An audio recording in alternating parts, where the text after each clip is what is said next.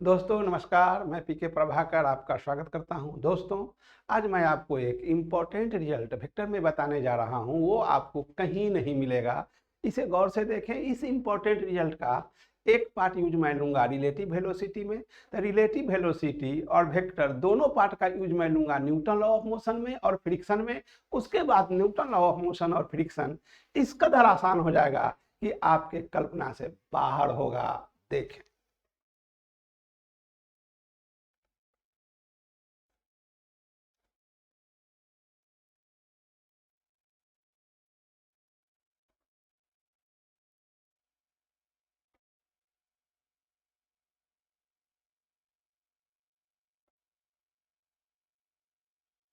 component of a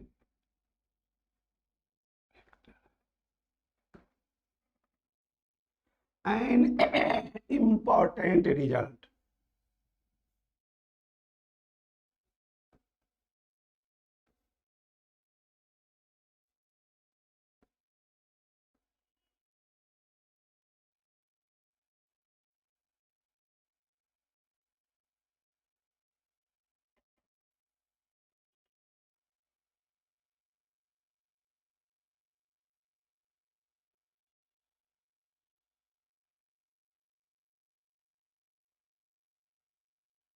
If vector C equal to vector A plus vector B,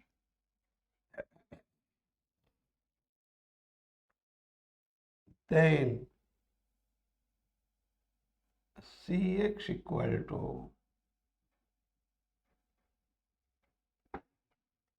Ax plus Bx, Cy equal to Ay plus By, Cz equal to Az, अच्छा ठीक, Az plus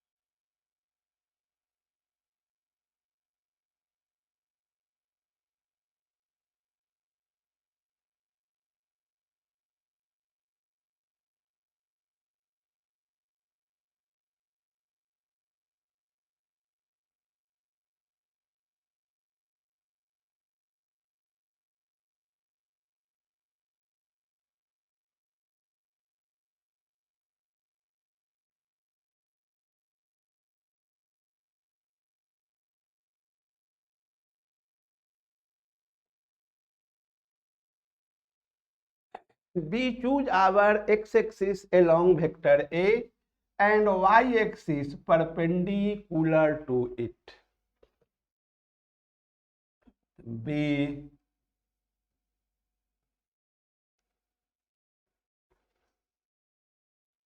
choose our x-axis along vector A and y-axis perpendicular to it. देखो बंधु, मैं x axis के माने vector A के long मैं अपना एक्स एक्सिस चुन लिया हूं, और एक्स एक्सिस के परपेंडिकुलर तो वाई एक्सिस होता ही है रेक्टेंगुलर कंपोनेंट में, इसे आप जानते ही हैं। और दो वेक्टर्स हमेशा टेकन इन ऑर्डर होगा, इसे मैं बार बार आपको बताया हूं ट्रायंगल लॉ से। तो vector A plus B equal to vector C. अब मैं आपको पूछ रहा हूं कि आप बताएं कि x कंपोनेंट ऑफ वेक्टर ए क्या होगा। तो बंधु, मैंने आपको बार बार बताया है, जिसका कंपोनेंट लेना हो, जिस डायरेक्शन में लेना हो, दोनों के बीच को साइन एंगल, तो वेक्टर ए इधर है, एक्स एक्सिस भी इधर है, तो ये हो जाएगा ए कॉस 0 डिग्री इक्वल टू ए। अगर मैं आपसे bx पूछूं तो x component of vector b, देखो बंधु नीचे इंपॉर्टेंट होता है, x इंपॉर्टेंट है, तो सबसे पहले हम x एक्सिस के लॉन्ग जाएंगे और यह तब b पर जाएंगे और दोनों के बीच एंगल देखेंगे, तो यह एंगल है b cos alpha. Therefore ax plus B X equal to A plus B cos alpha. इसे मैं कह रहा हूं ऑर्डर नंबर 1।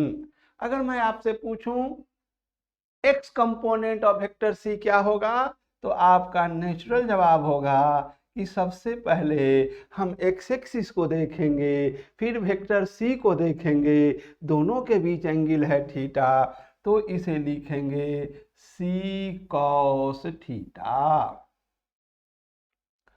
सी है। देखो बंधु मैं बेसिक फंडामेंटल में आपको साइन लॉ और कोसाइन लॉ पढ़ाया है, इसी दिन के लिए पढ़ाया था कि आपको साइन लॉ जो है उसे महामंत्र की तरह माइंड में रख लें, यानी कॉस थीटा होगा ट्रायंगल ओ ए और बी में अगल बगल की भुजा का होल स्क्वायर माइनस सामने वाली भुजा का होल स्क्वायर, तो अगल में ए है बगल में सी है, तो इसे हम लिखेंगे a square plus c square minus b square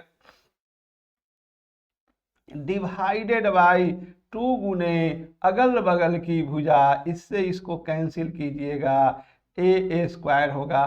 देखो बंधु वेक्टर सी जो है आपको अभी दिया गया है कि वेक्टर सी है ए प्लस बी, तो मैं आपको वेक्टर के जोड़ से ही पढ़ाते आ रहा हूं कि इसका मॉड क्या होगा, तो ये हो जाता है root under A square plus B square plus 2ab cosine of the angle between vector A and B. अगर मैं इसे स्क्वायर करूंगा तो रूट खत्म हो जाएगा जैसा कि आप जानते हैं, और इसके जगह मैं लिखूंगा a square plus B square plus 2ab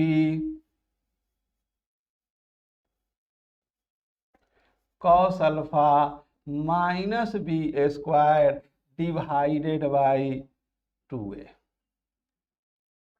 यहाँ से बी स्क्वायर और बी स्क्वायर ये कैंसिल हो जाएंगे और ये हो जाएंगे 2a मैं कॉमन लूंगा तो हो जाएगा a plus B cos alpha divided by 2a। इसे कैंसिल करेंगे और लिख देंगे a plus B cos alpha.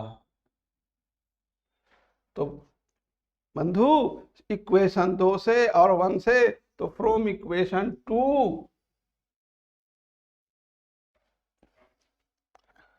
From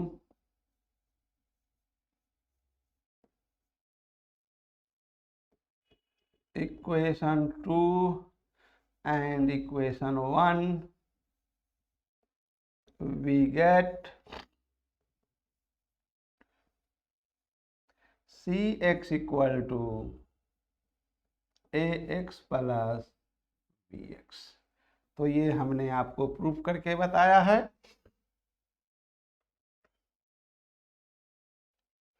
अब मैं आपको बताने जा रहा हूं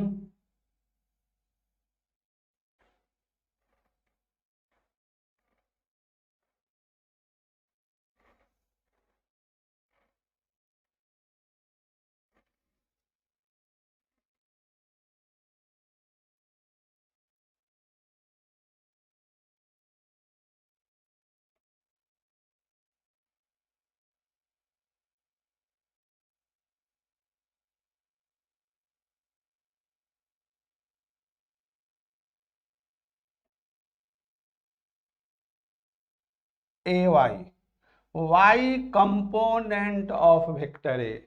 बंधु मैं आपको बार बार बता चुका हूं, जिसका कंपोनेंट लेना हो, जिस डायरेक्शन में लेना हो, दोनों के बीच को sign angle.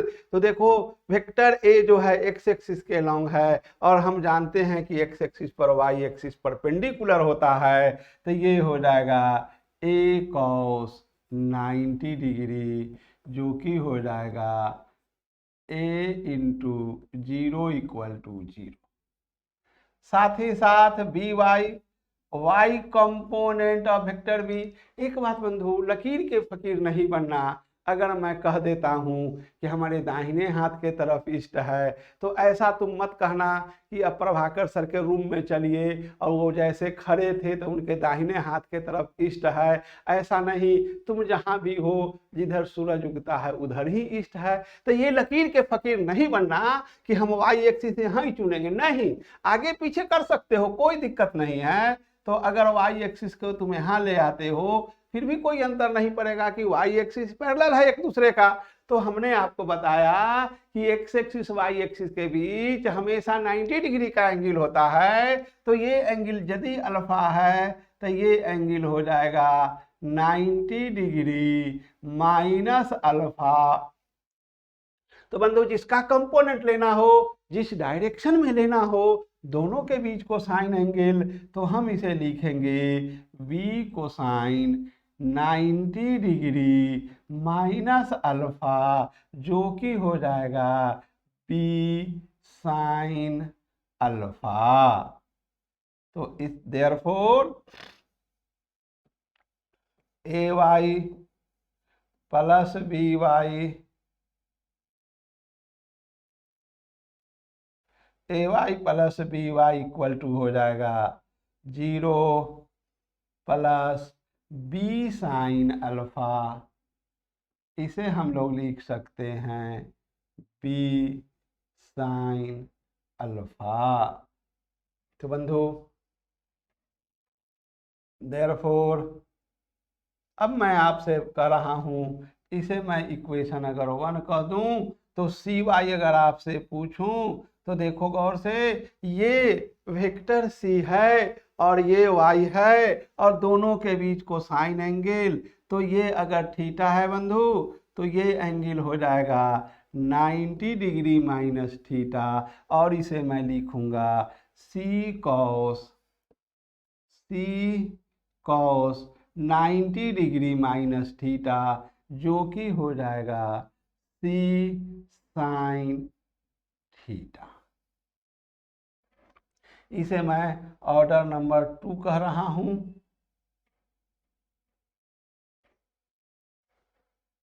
Order number 2।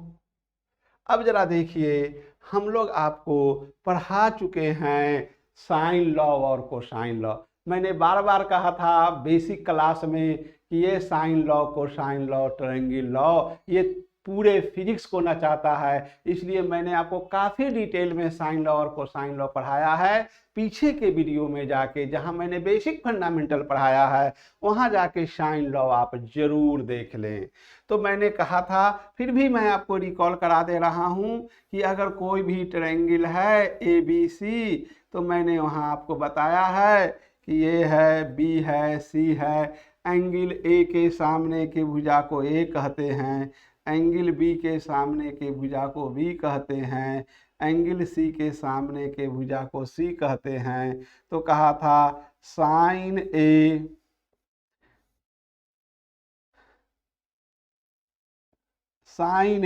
Divided by इसके एंगल ए के सामने की भुजा ए बराबर साइन बी। जरा गौर से देखें, और कहा था साइन बी के सामने की भुजा बी, तो this is known as sine law. तो देखो बंधु, हमें यहाँ पर आपको बताए हैं साइन थीटा और इसके सामने के भुजा बी है, तो फ्रॉम साइन लॉ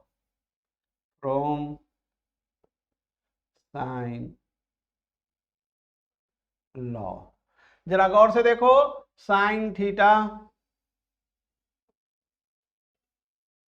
इसके सामने की भुजा बी है, तो इसे मैं लिखूंगा magnitude of B equal to sine, अगर ये एंगल अल्फा है तो ये एंगल जो होगा वो 180 डिग्री माइनस अल्फा होगा, क्योंकि पूरा एंगल 180 डिग्री होता है और ये एंगल अगर अल्फा है तो निश्चित रूप से ये 180 डिग्री माइनस अल्फा होगा, तो ये हो जाएगा sine 180 degree minus alpha divided by c. और आप जानते हैं कि ये हो जाएगा sine theta by b equal to sine 180 degree minus alpha sine alpha by c होता है, which imply that c sine theta equal to c sine alpha, c sine theta equal to B sine alpha. तो बंधु ये हो गया है। अब हम लोग सी साइन थीटा के जगह बी साइन अल्फा लिख सकते हैं, तो which is equal to B sine alpha, इसे कहेंगे ऑर्डर नंबर 3। अब देखो बंधु, from equation 1 and 2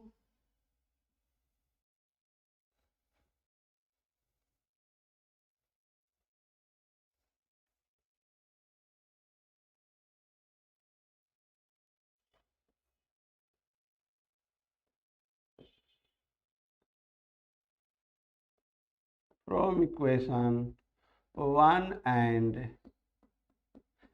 3 we have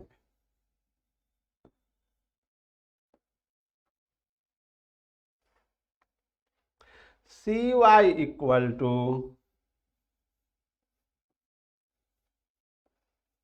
ay plus by।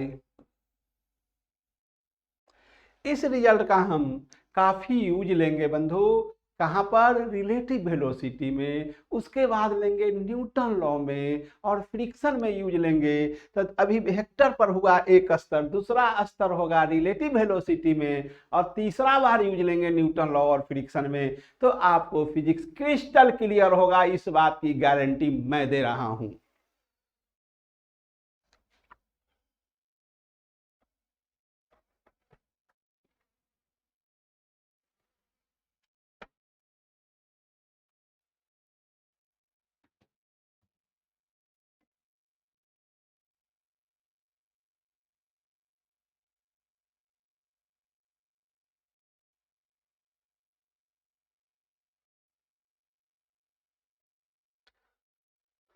A Z का बंधु, जैसा कि तुम जानते हो, a z z component of vector a, मैं बार बार बताया हूं, जिसका कंपोनेंट लेना हो, जिस डायरेक्शन में लेना हो, दोनों के बीच को साइन एंगल। तो देखो बंधु, जेड एक्सिस जो है आपके ब्लैक बोर्ड के परपेंडिकुलर है, मैं कलम आपको दिखला रहा हूं, और ए और जेड के बीच 90 डिग्री का एंगल है, तो हमेशा हम लिखेंगे ए कॉस 90 डिग्री, जो कि हो जाएगा 0। B Y, Y component of vector B, जिसका कंपोनेंट लेना हो, जिस डायरेक्शन में लेना हो, दोनों के बीच को साइन एंगल। और सोचिए, तो देखो बंधु, बी किधर है, तो बी इधर है, और जेड एक्सिस जो है ये ब्लैक बोर्ड पर परपेंडिकुलर है, तो बी और जेड के बीच हमेशा 90 डिग्री का एंगल है, तो कॉस 90 लिखेंगे। कॉस 90 डिग्री 0 होता है, तो ये 0 होगा। अगर मैं आपसे पूछूं c z, z component of vector c, तो सी लिखेंगे, कॉस लिखेंगे, कॉस लिखेंगे, ब्रैकेट के बाद सोचेंगे। देखो बंधु, वेक्टर सी हम बार बार कह रहे हैं ब्लैक बोर्ड के प्लेन पर परपेंडिकुलर है और सी इधर है, दोनों के बीच एंगल 90 डिग्री है, तो इसे लिखेंगे पुनः कॉस 90 डिग्री, जो कि 0 होता है, तो यह 0 हो गया। 10 c z equal to a z plus b Z.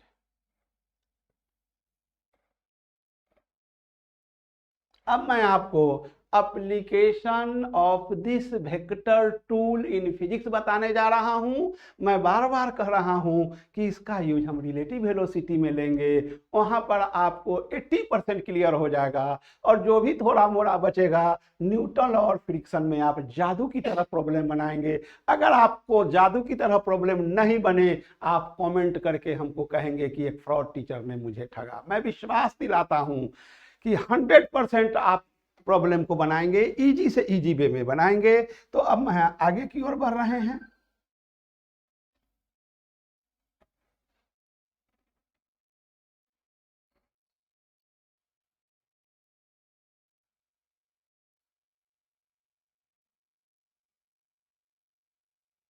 देखिए, application of this vector tool in physics.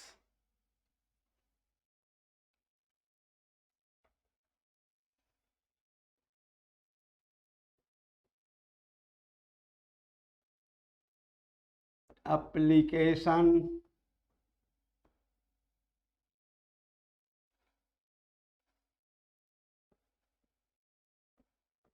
Of this vector tool in physics.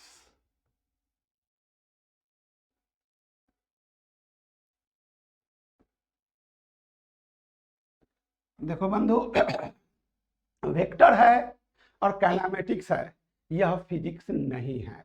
यह बेसिक पढ़ा है 1 से लेके 10 तक, या अवा से लेके अरलवा तक, या ABCD।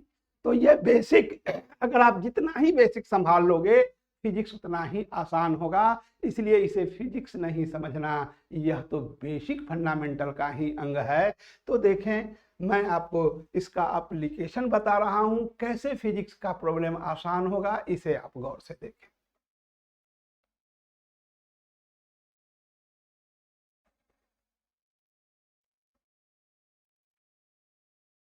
देखो बंधु, एक लिफ्ट है और ये लिफ्ट ऊपर की ओर जा रहा है।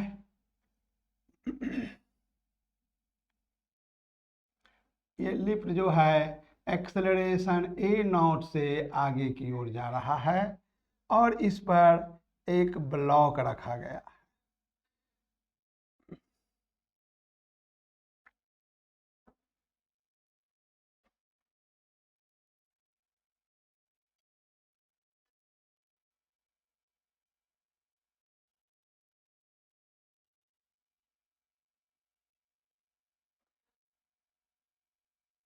ब्लॉक का acceleration down along the plane A' है। ये फ्रेम S है। अभी आपको दिया गया है vector A equal to A' प्लस A0। अब बंधु, ये रिजल्ट कहाँ से आया अभी हमसे तुम नहीं पूछो, ये रिलेटिव वेलोसिटी में पढ़ाऊंगा। लेकिन अभी जो वेक्टर टूल बताया है उस वेक्टर टूल के हिसाब से अगर मैं आपको कहूं कि x component of vector A equal to x component of A' प्लस x component of vector A0। अभी अभी मैंने आपको ये थ्योरी पढ़ाया है। इसी थ्योरी के आधार पर हम रिलेटिव वेलोसिटी भी आपको प्रूफ करके बताएंगे। एक बात आप देख लो बंधु, मैंने शुरू में बेसिक फंडामेंटल में बताया था आपको कि ये सरल रेखा 1 है और ये सरल रेखा 2 है, और सरल रेखा 1 और 2 के बीच अगर एंटी एंगल 90 डिग्री है और A पर लंब है 1, सरल रेखा 1 पर लंब है 1 डैश, और सरल रेखा 2 पर लंब है 2 डैश, तो 1 डैश और 2 डैश के बीच भी 90 डिग्री का ही एंगल होगा। फिर से देखो बंधु, ये स्ट्रेट लाइन 1 है और ये स्ट्रेट लाइन 2 है, और स्ट्रेट लाइन 1 और 2 के बीच एंगल है 30 डिग्री, अब जरा गौर से देखो, 1 पर परपेंडिकुलर है 1 डैश और 2 पर परपेंडिकुलर है 2 डैश, तो 1 और 2 के बीच जो एंगल है वही 1 डैश और 2 डैश के बीच एंगल होगा। तुम आराम से प्रूफ देख सकते हो। 2 पर लंब है 2 डैश, तो ये लंब है बंधु, खूब गौर से देखो तो जाहिर सी बात है ये 90 है तो ये 60 डिग्री का एंगल होगा, तो ये हो जाएगा 30 डिग्री का एंगल। तो vertically opposite angles are equal. तो इस प्रकार हम आपको प्रूफ करके भी बता दिए। फिर से गौर से लेकिन एक बार जरूर से देख लीजिए, ये सरल रेखा 1 है और ये सरल रेखा 2 है। देखो बंधु, 1 पर लंब है 1 डैश और 2 यानी x एक्सिस पर लंब है y एक्सिस, y 2 डैश कहते हैं। तो 1 और 2 के बीच अगर एंगल अल्फा है तो 1 डैश और 2 डैश के बीच भी एंगल अल्फा होगा। इसके बाद मैंने आपको बताया कि जिसका कंपोनेंट लेना हो, जिस डायरेक्शन में लेना हो, दोनों के बीच कोसाइन एंगल मरते दम तक इसे मत भूलना। देखो ए डैश इधर है, ए डैश एक्स एक्सिस के लॉन्ग है, तो ए डैश एक्स एक्सिस के लॉन्ग है, दोनों के बीच एंगल 0 है, तो इसे मैं लिखूंगा a dash cos 0 degree plus a naught. A naught देखो इधर है, एक्स एक्सिस इधर है, हमेशा मैंने आपको बताया है एक्स और वाई एक्सिस के बीच 90 डिग्री का एंगल होगा, तो 90 डिग्री ये है और अल्फा ये है, तो पूरा एंगल आपको हो जाएगा 90 डिग्री प्लस अल्फा। तो यहाँ से लिखोगे कॉस 90 डिग्री प्लस अल्फा, तो ये हो जाएगा a dash cos 90 plus alpha होता है माइनस साइन अल्फा। तो देखो बंधु, ये मेरा ए एक्स आया और इसी प्रॉब्लम का, इसी टेक्निक का यूज जब हम न्यूटन लॉ ऑफ फ्रिक्शन में लेंगे तो उस समय ये नहीं कहना कि सर कैसे लिख देते हैं, कहाँ से ले आते हैं, ये आकाश से टपक के नहीं आया है, अभी बेसिक पढ़ाया हूँ इसी से आया है। अगर मैं आपसे कहूँ कि ए वाई क्या होगा, तो जाहिर सी बात है लिखोगे ए डैश वाई प्लस लिखोगे ए नॉट वाई।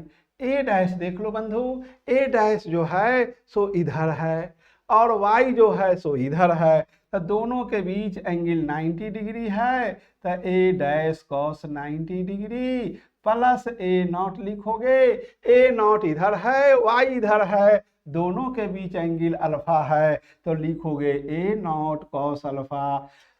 तो ये हो जाएगा 0 plus a naught cos alpha.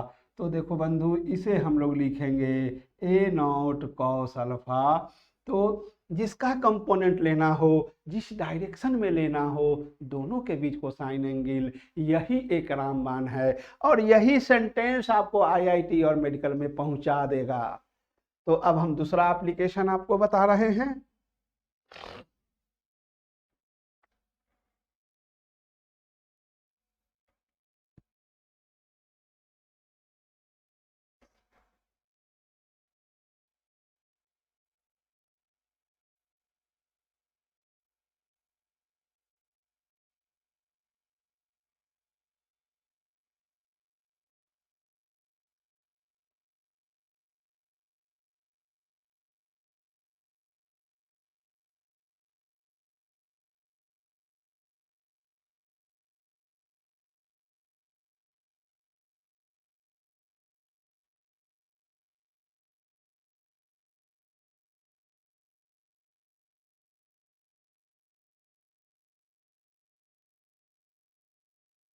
Y axis है, ये एक्स एक्सिस हुआ। देखो बंधु, लिफ्ट जो है आपको अब नीचे की ओर जा रहा है,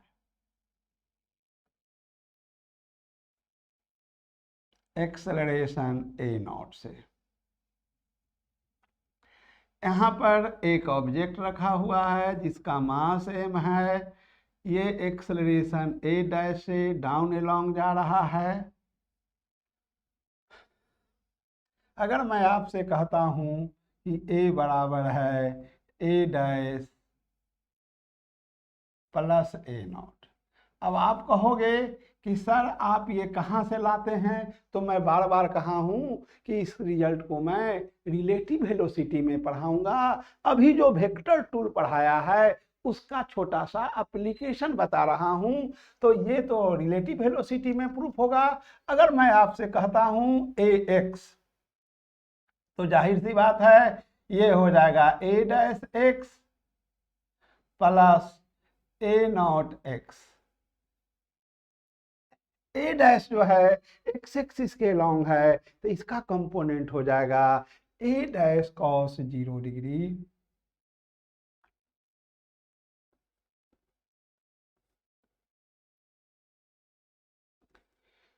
ए नॉट। देख सकते हैं आप एक्स एक्सिस इधर है, दोनों के बीच एंगल है 90 माइनस अल्फा, तो हम लोग लिखेंगे a naught cos 90 degree minus alpha, जो कि हो जाएगा a dash cos 90 minus alpha होता है साइन अल्फा, तो ये हो जाएगा sine alpha.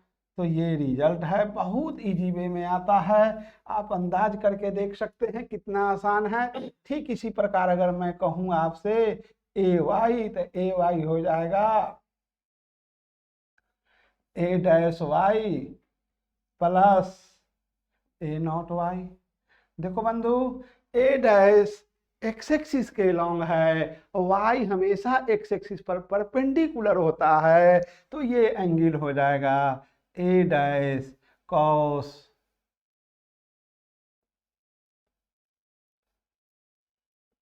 90 degree plus a naught cos.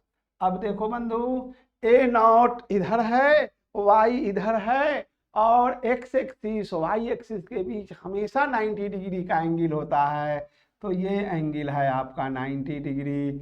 तो पूरा एंगल हो जाएगा 90 माइनस अल्फा प्लस 90 डिग्री, जो कि हो जाएगा 180 डिग्री माइनस अल्फा। तो ये हो जाएगा आपका 180 degree minus alpha. Cos 90 zero होता है, कॉस 180 माइनस अल्फा होता है माइनस कॉस अल्फा, तो ये हो जाएगा माइनस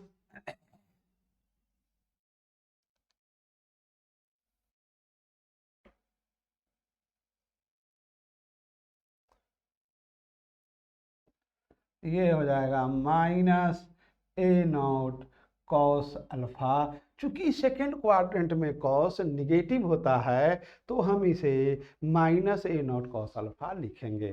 तो देखो बंधु, आज इतना ही रहेगा। आपको यदि मेरा वीडियो पसंद पड़ रहा है तो इसे लाइक और सब्सक्राइब जरूर करें। फिर मैं आपसे कल मिलूंगा। आज इतना ही। Thank you very much.